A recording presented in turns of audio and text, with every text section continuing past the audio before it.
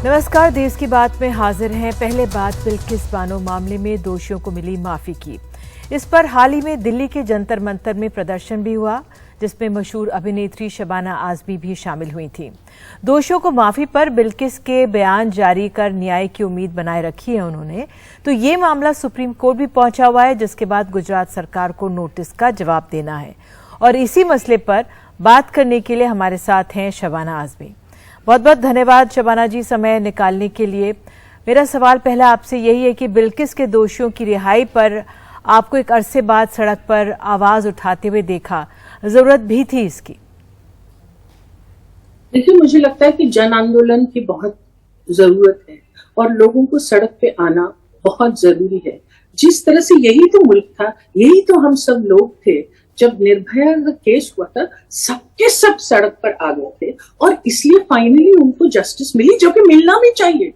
तो बिल्किस बानो के केस में सब लोग चुप्पी बांध के बैठ गए हैं और मुझे तो इतनी हैरत हुई, क्योंकि पहले मैं समझ रही थी कि अच्छा चलो सब लोग निकल कर आएंगे, और फिर मैंने देखा 2 दिन हो गए, 3 दिन हो गए, 4 दिन हो गए, कुछ कोई बोल ही नहीं रहा। और उसके बाद लोगों को पूरी तरह से इल्म भी नहीं है कि सिचुएशन क्या है। कुछ लोग कह रहे हैं कि भाई उन्होंने तो अपनी टर्म सर्व कर दी, अब क्या?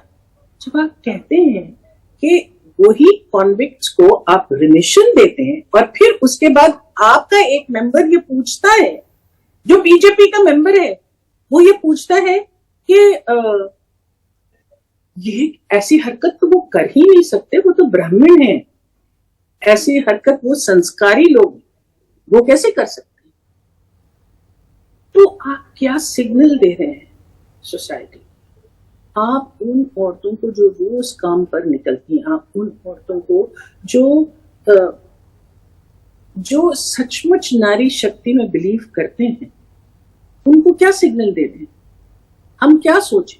हमको कहाँ ये पता चलेगा कि हमारे खिलाफ जो हुआ है उसमें जस्टिस मिलेगी?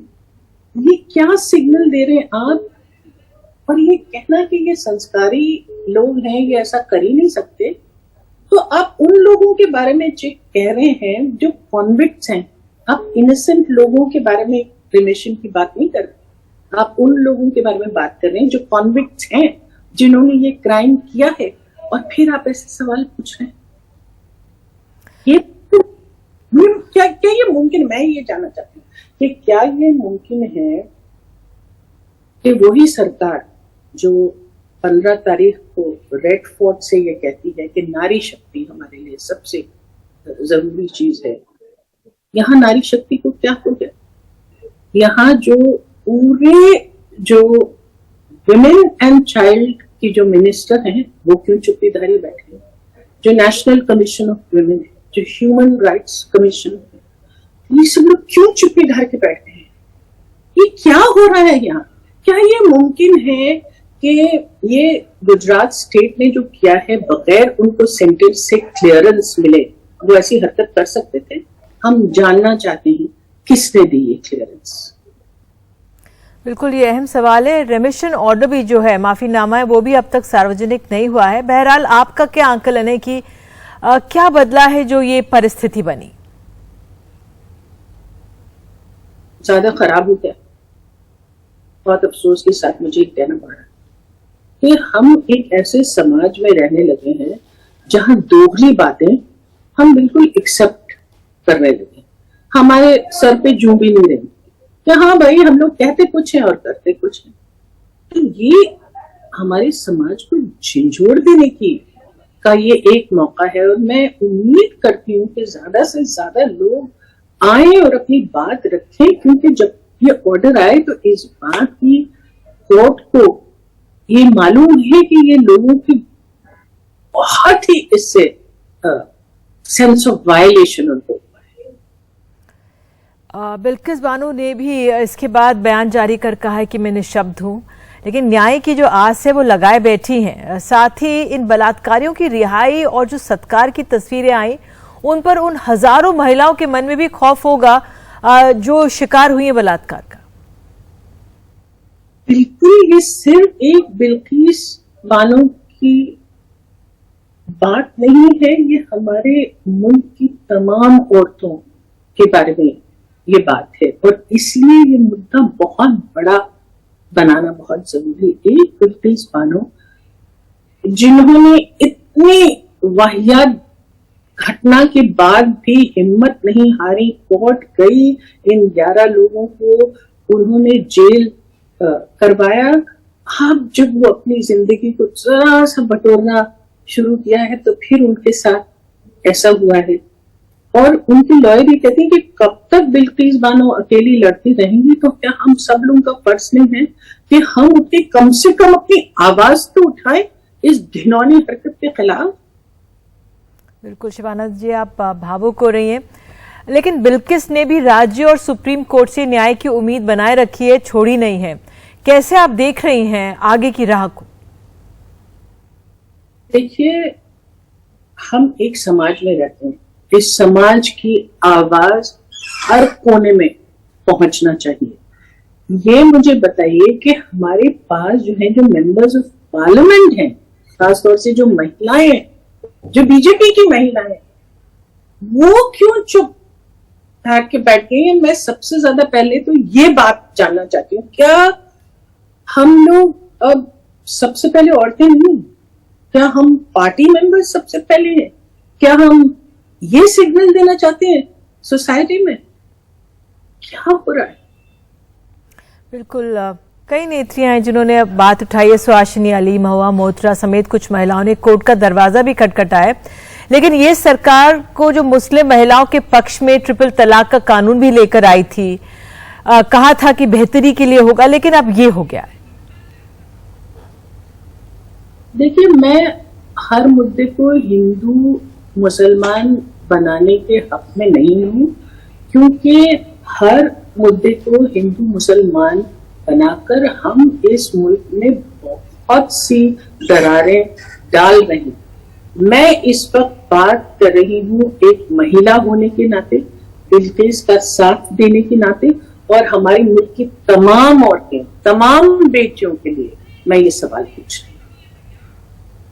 जब तक हम अपनी आवाज ऊंची नहीं करें, जब तक हम सब लोग एकजुट नहीं होंगे, तो हमारे सामने एक बहुत बड़ी चुनौती है जिसमें हम नाकाम होंगे।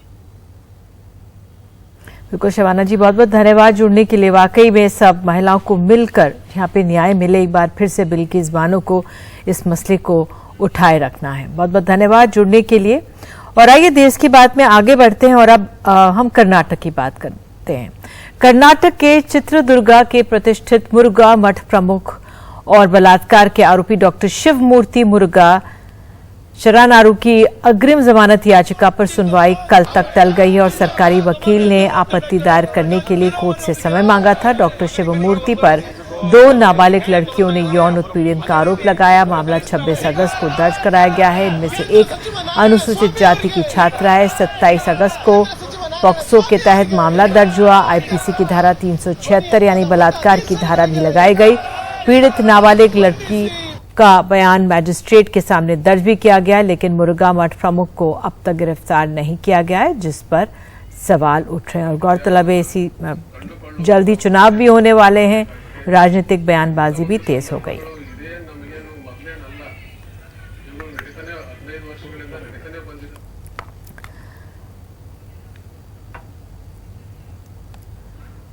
और देश की बात अब करते हैं हम झारखंड की। जो झारखंड का सियासी संकट के बीच झारखंड के राज्यपाल के हवाले से कहा जा रहा है कि चुनाव आयोग की चिट्ठी मिली है, जल्दी स्थिति स्पष्ट कर दी जाएगी। उनका कहना है कि 2-3 बिंदुओं पर विचार हो रहा है। इससे पहले जेएमएम और कांग्रेस के प्रतिनिधि मंडल से मुलाकात भी हुई है और कोशिश करेंगे अपने सहयोगी मनीष कुमार के पास जाने की। और मनीष कुमार मुझे बताया जा रहा, लेकिन पहले आगे बढ़ने से पहले सुन लेते हैं क्या कहना रहा है बंधु तिर्की का। ये कांग्रेस के कार्यकारी अध्यक्ष हैं यहाँ इस राज्य में, सुनते हैं उनको पहले।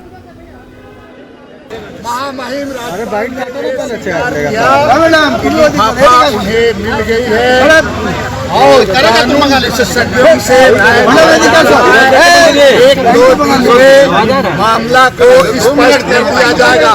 हमने इस बात को कहा कि राज्य में जो वापो की स्थिति है, असमंजस की स्थिति है, महामहिम आप काफी अनुभवी है इस राज्य जो संवेदनशील राज्य है, आपको उन्होंने कहा कि मुझे जो मिल गया है, जो ECI का जो है वो मिल गया है, लेकिन हम उसको कानून विशेषज्ञों से राय ले रहे हैं। और इस पर अधिक जानकारी के लिए मनीष कुमार मेरे वरिष्ठ सहयोगी हमारे साथ है। मनीष, समय क्यों इतना लग रहा है? राज्यपाल क्या कह रहे हैं? कांग्रेस तो कह रही है मुख्यमंत्री इस्तीफा नहीं देंगे, असमंजस की स्थिति बनी हुई, क्या है वहां पर जानकारी वहां से? अब देखिए, राज्यपाल निश्चित रूप से जो राजभवन के सूत्र हैं वो हमें यही बता रहे हैं कि वो अध्ययन कर रहे हैं। ये तो एक उनका आधिकारिक रूप से बयान है जो उन्होंने आज प्रतिनिधिमंडल को ये आश्वासन दिया है कि 2-3 बिंदुओं पर वो अध्ययन कर रहे हैं और जल्द से जल्द वो अपना फैसला बताएंगे। लेकिन इसके पीछे की कहानी यही है कि कहीं ना कहीं एक जोड़ तोड़ का खेल चल रहा है और अभी तक केंद्र से राज्यपाल को हरी झंडी नहीं मिली है। ये JMM के सूत्रों का आरोप है कि इसी के कारण जो है वो इस पूरे मामले को इतना लंबा खींच रहे हैं। लेकिन चूंकि साथ ही साथ हेमंत सोरेन भी अपने पूरे कुनबे को एक तरह से सुरक्षित रखने में अभी तक सफल रहे हैं, जिसके कारण अब लग रहा है कि राजभवन जो है और राज्यपाल अगले कुछ दिनों में, ये कुछ दिनों का कोई सीमा नहीं है निधि, ये 3-4 दिन भी हो सकता है, 10 दिन भी हो सकता है, तो शायद वो अपना फैसला सुनाए और उससे चुनाव आयोग या जो भी कंसर्न इससे संबंधित हैं, स्थानीय चुनाव आयोग का ऑफिस या स्पीकर, सबको अपने फैसले के बारे में वो अवगत करा देंगे। निधि। बिल्कुल मनीष, इस जानकारी के लिए धन्यवाद। तो देखना होगा कितना समय लेते हैं राज्यपाल और बताते हैं कि क्या स्थिति है झारखंड में सरकार की। बहरहाल एक छोटा सा ब्रेक और ब्रेक के बाद हम आपको मुंबई ले चलेंगे। वहां पे गणेशोत्सव की धूम तो है ही, लेकिन BMC चुनावों से पहले बिछने लगी है कैसे राजनीतिक बिसात, ये भी आपको दिखाएंगे।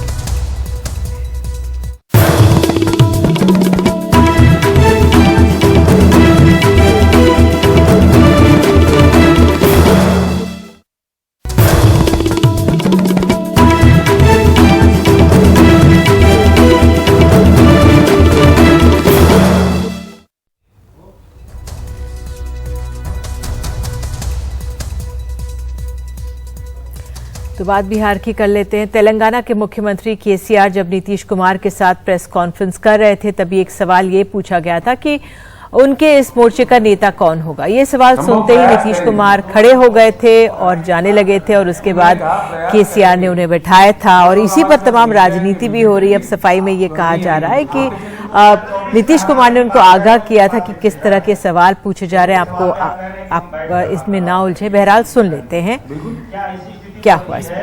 तो KCR साहब सभी की सहमति से जिस प्रकार की नीति बनना चाहिए, जिस किसी को नेता चुन के सर पे लिए चलना चाहिए, वो जरूर हम आपको बता देंगे। आपको कोई घबराहट की या जल्दीबाजी की जरूरत नहीं है। आपको अपना एहसास होता है बिहार की धरती में बैठे हुए यहाँ से दोस्ती निकलेगी जो आप बोले कि 2 साल में भारत जंग लगा। आप संपूर्ण भारत में विपक्षी एकता की बात आप कर रहे हैं। बहुत अच्छा हो गया, इतना बोल दिए। संपूर्ण विपक्ष की एकता की बात आप कर रहे हैं। जी क्या है? तो आप जिनको हराने की बात कर रहे हैं। मैं नहीं सुना सर। आपने कहा कि पूरे देश में संपूर्ण विपक्ष को हम एकजुट करेंगे, संभव प्रयास करेंगे। 2024 में जिनको हराने की बात कर रहे हैं। मैंने कहा प्रयास करेंगे। ठीक है सर। जो लोग हमारे साथ मिलके आएंगे मिलके चलेंगे, आप जो नहीं आएंगे उनको छोड़ के चलेंगे। 2024 में हराने की बात कर रहे हैं, उनके पास एक चेहरा है। चेहरे के सवाल पे आप कह रहे हैं कि हम बैठकर वार्तालाप करेंगे, उसमें चेहरा निकलेगा। बिल्कुल। क्या ऐसी स्थिति बनती है तो KCR साहब नीतीश कुमार जी का नाम प्रपोज करेंगे? ऐसा देखिए, मैं कौन होता हूँ? अब चलिए, मैं कहूँगा तो कोई विरोध करेगा, मैं कहूँगा तो कोई विरोध भी करेगा। आप क्यों जल्दीबाजी कर रहे हैं? हमको बैठने दीजिए, बात तो करने दीजिए।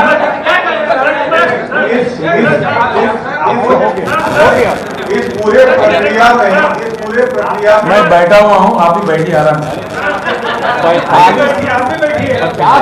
हो गया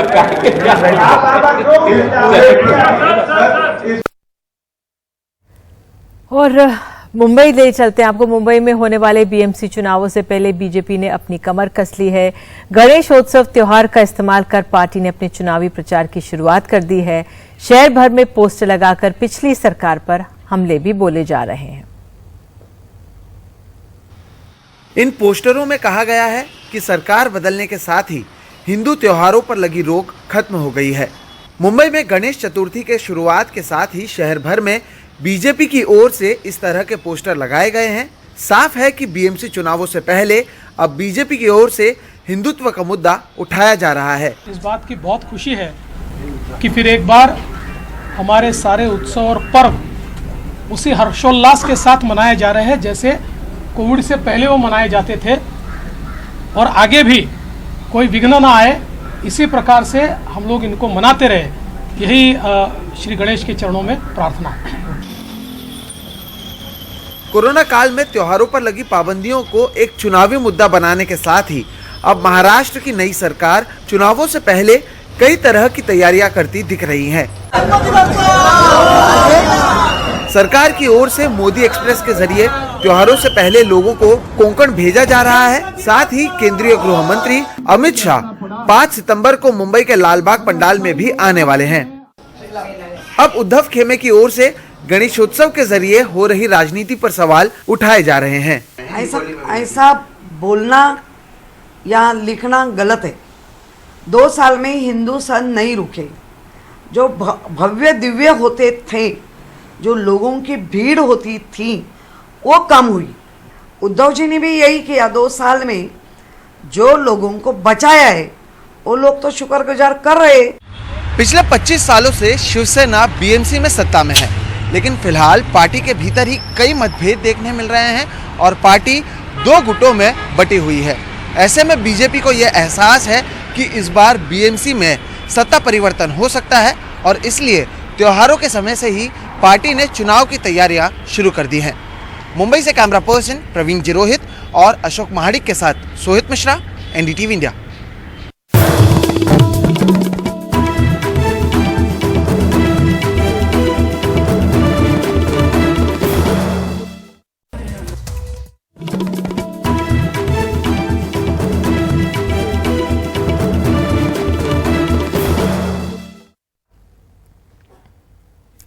बात मध्य प्रदेश के जबलपुर के बरगी स्थित शासकीय आरोग्यम अस्पताल में घंटों डॉक्टर का इंतजार करने के बावजूद इलाज न मिलने पर कथित तौर पर एक मासूम ने अपनी मां की गोद में दम तोड़ दिया। ड्यूटी पर आए डॉक्टर का कहना था कि पत्नी के व्रत की वजह से वो लेट हो गए। वहीं प्रशासन का कहना है कि डॉक्टर साहब लेट नहीं हुए, वो तो इलाज कर रहे थे, लेकिन बच्चा अस्पताल पहुंचने से पहले ही मर चुका था। 5 साल का मासूम कुछ दिनों पहले पैर जल गया। डॉक्टरों को लगता है सेप्टिसीमिया हो गया। गरीब माँ बाप सरकारी अस्पताल लेकर आए, घंटों बैठे रहे।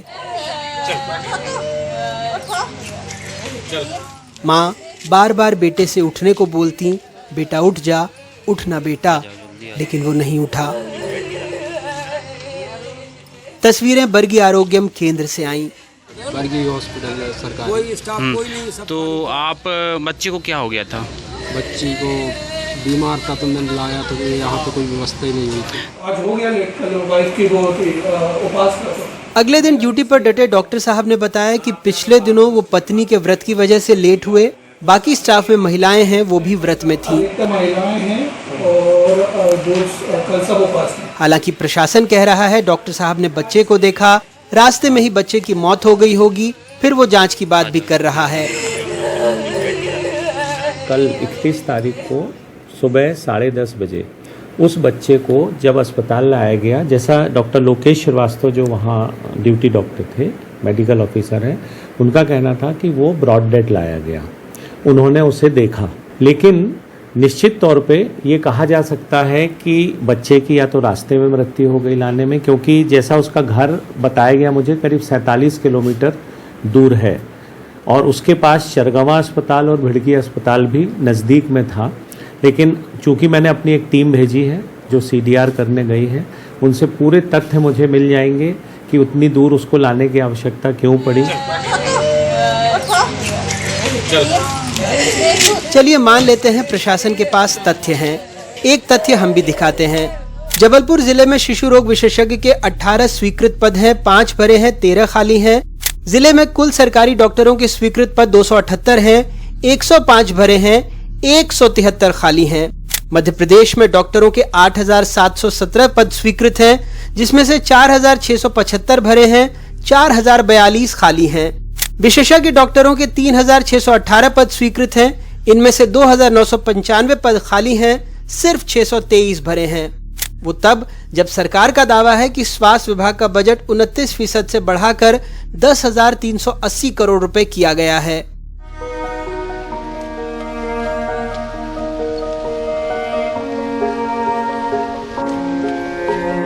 आज लाल परेड ग्राउंड में अद्भुत दृश्य है। जहां तक देख रहे हैं, जनता से तो कई बार हमने ये मैदान भरा है, लेकिन आज एम्बुलेंस से ये मैदान भरा हुआ है। संजीवनी 108, ये मात्र एम्बुलेंस के लोकार्पण का कार्यक्रम नहीं है, ये जनता की जिंदगी बीमार जो होती है, ऐसे बहनों और भाइयों की जिंदगी बचाने का महाअभियान है।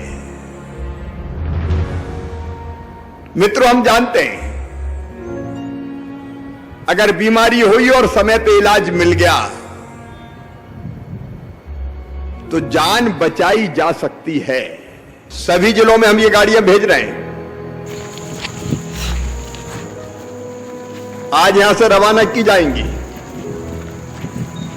और इसमें विशेष बात जो बताई आपको,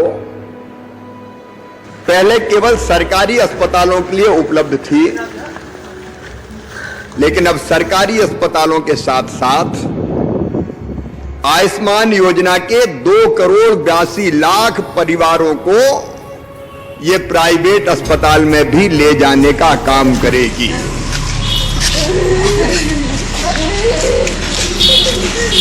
सरकार हर दलील दे सकती है, लेकिन तथ्यों पर, तस्वीरों पर क्या ही कहेगी, जो दुखद हैं, शर्मनाक हैं, दलीलों से परे हैं।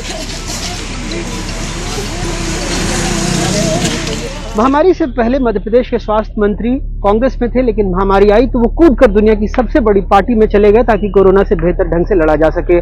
महकमा वही रहा। पेशे से डॉक्टर हैं, तो हमें लगा बच्चे की मौत पर कुछ बोलेंगे, कम से कम ट्विटर पर कुछ लिखेंगे, लेकिन ट्विटर पर वो दुष्यंत कुमार के बारे में लिख रहे थे कि कैसे सरल और सहज भाषा में वो आम आदमी की पीड़ा कहते थे। सो हमें भी दुष्यंत कुमार याद आ गए। उन्होंने कभी लिखा था, आपके टुकड़ों के टुकड़े कर दिए जाएंगे मगर आपकी ताजीम पर कोई कसर होगी नहीं। एक और बात, कल मिला नुमाइश में वो चीथड़े पहने हुए, मैंने पूछा नाम तो बोला हिंदुस्तान है। जैसे इतना कुछ सुनने के बाद आप आज के दौर के मंत्रियों से पुर्तगाल वाली नैतिकता की उम्मीद मत कीजिएगा। जबलपुर से संजीव चौधरी और भोपाल से कैमरा पर्सन रिजवान खान के साथ अनुराग द्वारी, NDTV इंडिया।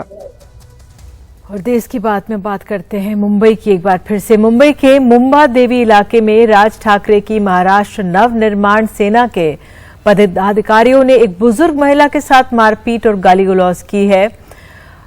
आपको बता दें, प्रकाश देवी की एक दवा की दुकान है। MNS के नेता उनकी दुकान के सामने लकड़ी के खंभे लगा रहे थे। प्रकाश देवी ने बस इसका विरोध किया और बात हाथापाई, मारपीट तक पहुंच गई।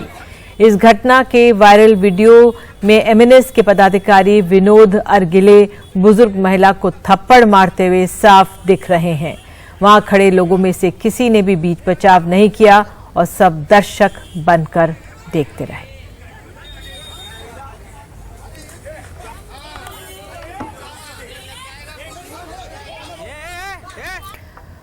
और अब बात हम उत्तर प्रदेश से लेकर आए हैं। देश भर में लंपी नाम की एक बीमारी के चलते 11 लाख पशु बीमार पड़ गए हैं, जिनमें से 50,000 से ज्यादा मवेशियों की मौत हो चुकी है। इनमें ज्यादातर दूध देने वाले मवेशी हैं। पश्चिमी उत्तर प्रदेश में सिंभावली के पशुपालक किसान सोमवीर के पास दूध देने वाली 5 गाय हैं। इनमें से 3 को लंपी रोग हो गया है। गाय दिन ब दिन कमजोर होती जा रही हैं। 12 से 15 लीटर दूध रोजाना देने वाली गाय को अब बचाने की जद्दोजहद चल रही है। टीम आई 2 बार आई। इनको वैक्सीनेशन हुआ नहीं? वैक्सीन दिया लेकिन कुछ नहीं हुआ। आपके सामने है गाय, कुछ नहीं हुआ है। तो इसलिए हमारी सरकार से रिक्वेस्ट है कि भाई हमारे बारे में भी कुछ सोचे। लेकिन अब इनका दूध भी नहीं रहा है, इनके नीचे डेयरी पे से मंगा कर दूध पी रहे हैं। गवर्नमेंट ने हमारे लिए क्या करा है। यहीं से कुछ दूर बुलाना गांव है। यहाँ भी सैकड़ों मवेशियों को लंपी ने अपनी चपेट में ले रखा है। ओमवीर की एक भैंस और 2 गाय लंपी से बीमार हैं। भैया करीब इसे हो गए 1 महीना हो लिया गाय को ऐसी। अच्छा। डॉक्टर आते हैं सरकारी, देख कर चले जाते हैं। वे कहते हैं कभी फिटकरी के पानी में नहाओ, कभी जो कहते हैं नीम के पत्ते डालो या देसी दवाई दो, देसी नुस्खा दिया हमारे को उन्होंने, लेकिन इसमें भी कोई भी हमें रेस्पॉन्स नहीं मिला दवाइयों से। लंपी बीमारी का फैलाव पश्चिमी उत्तर प्रदेश के 22 जिलों के हजारों मवेशियों में हो चुका है। इसी के चलते उत्तर प्रदेश के पशुपालन विभाग के अपर मुख्य सचिव खुद गांव-गांव जाकर इसके बचाव अभियान की मॉनिटरिंग कर रहे हैं। अब वैक्सीनेशन के काम में तेजी लाई जा रही है। पिछले सप्ताह मथुरा का भी मैंने लंपी स्किन डिजीज जो गोवंश का रोग है, जो राजस्थान और हरियाणा से पश्चिमी उत्तर प्रदेश में आया है, इसके सिलसिले में निरीक्षण किया था। और मैंने कल गौतम बुद्ध नगर ज़िले का भी निरीक्षण किया और कल मैं यहाँ से मुरादाबाद जाऊँगा। ये जो रोग है ये गोवंश में फैलता है और ये अभी पश्चिमी उत्तर प्रदेश में लगभग 22 जिलों में ये रोग है। कुल मिलाकर इस रोग के प्रति सरकार सचेत है। हमारे ज़िला प्रशासन के अधिकारी जो हैं वो मेहनत से काम कर रहे हैं और मुझे पूरा विश्वास है कि माह सितंबर में हम लोग इस रोग पर नियंत्रण पाने में कामयाब होंगे।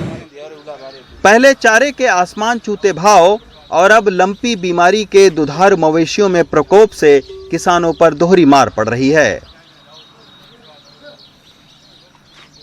इस साल पशुओं का चारा गेहूं के दाम के बराबर महंगा रहा। इसके चलते तमाम सारे किसानों ने अपने मवेशियों को बेच दिया और अब लंपी बीमारी का तेजी से हो रहे प्रसार के चलते किसानों के अंदर बेचैनी पाई जा रही है। लंपी बीमारी को अगर नियंत्रित नहीं किया गया तो इसका प्रभाव आने वाले दिनों में दूध के दामों पर भी पड़ सकता है।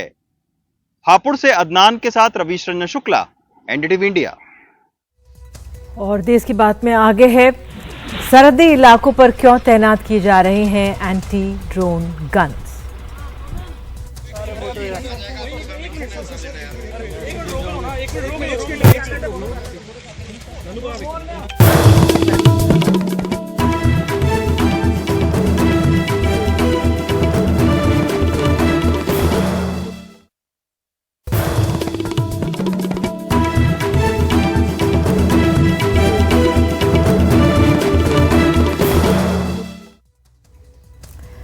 और बात अब दिल्ली की। दिल्ली में आज से पुरानी आबकारी नीति फिर से लागू हो गई है। अब शराब की बिक्री सिर्फ सरकारी दुकानों में होगी।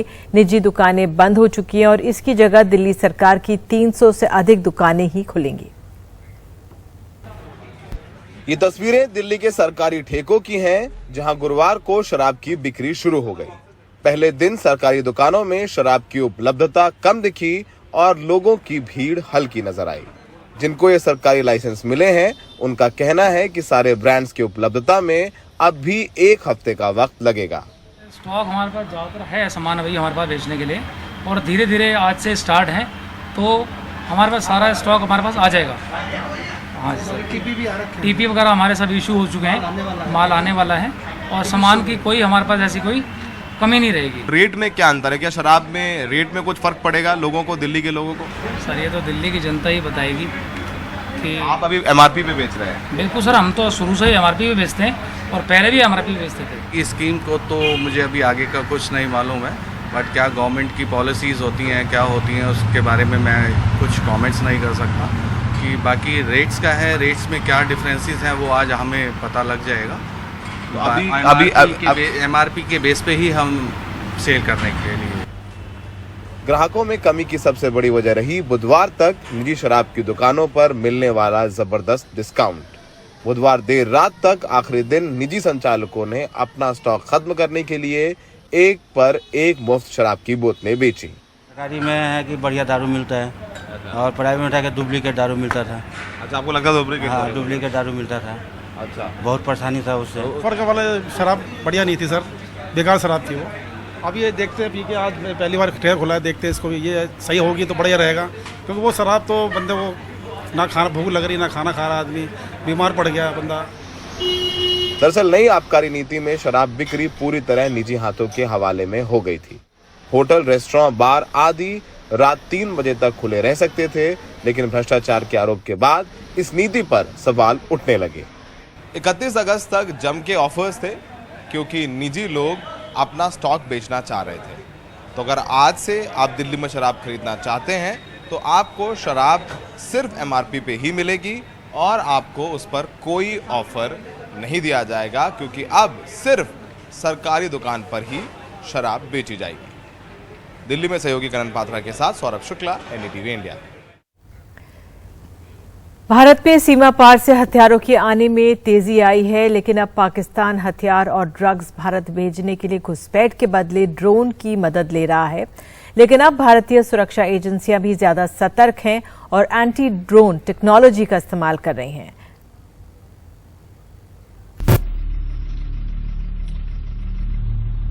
पाकिस्तान से लगी पंजाब और जम्मू की 198 किलोमीटर की सरहद पर सीमा सुरक्षा बल तैनात है।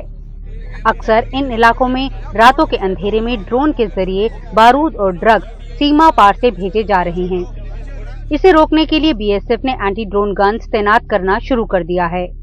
BSF ने ये एंटी ड्रोन गन्स फिलहाल पंजाब के इलाके में ज्यादा तैनात की हैं, क्योंकि इस इलाके में पाकिस्तान ज्यादा फोकस कर रहा है। पाकिस्तान से पंजाब की तरफ आने वाली ड्रोनों की संख्या में इस साल काफी बढ़ोतरी देखी गई है। केंद्रीय गृह मंत्रालय के आंकड़ों के मुताबिक इस साल जुलाई तक 107 बार ड्रोन इन इलाकों में देखा गया है। 93 बार पंजाब की सरहदी इलाकों में और 14 बार जम्मू के सरहद के आसपास। इसके अलावा कश्मीर घाटी की सरहद पर 2 दर्जन से ज्यादा बार ड्रोन देखे गए हैं, जबकि पिछले साल 7 महीनों में कुल 97 ड्रोन देखे गए थे। 64 बार पंजाब के आसपास और 31 बार जम्मू के इलाकों के पास, 2 बार LOC के पास। केंद्रीय गृह मंत्रालय का कहना है कि पाकिस्तान ये सारा असला जम्मू कश्मीर में गड़बड़ी मचाने के लिए भेज रहा है। NIA की माने तो इस ड्रोन ड्रॉपिंग्स के बढ़ते हुए ग्राफ के पीछे पाकिस्तान की खुफिया एजेंसी ISI का हाथ है। तस्करी करने के नए नए ढंग सामने आ रहे हैं, तकनीक का इस्तेमाल किया जा रहा है। पाकिस्तान भी नई नई तकनीक का इस्तेमाल कर रहा है, जिसमें ड्रोन टेक्नोलॉजी एक है। इसे काउंटर करने के लिए बॉर्डर सिक्योरिटी फोर्स ने जहां पर एंटी ड्रोन गन्स जो हैं वो सरहदी इलाकों पे तैनात करना शुरू कर दिया है, वहीं पर NTRO इस तरह की फ्रीक्वेंसी पर काम कर रहा है, जिसके जरिए वो फ्रीक्वेंसी ही जैम कर दी जाएगी जिस पर ड्रोन जो है ऑपरेट कर रहा है। नई दिल्ली से नीता शर्मा, NDTV इंडिया के लिए। और इसी खबर के साथ देश की बात में आज के लिए इतना ही। नमस्कार।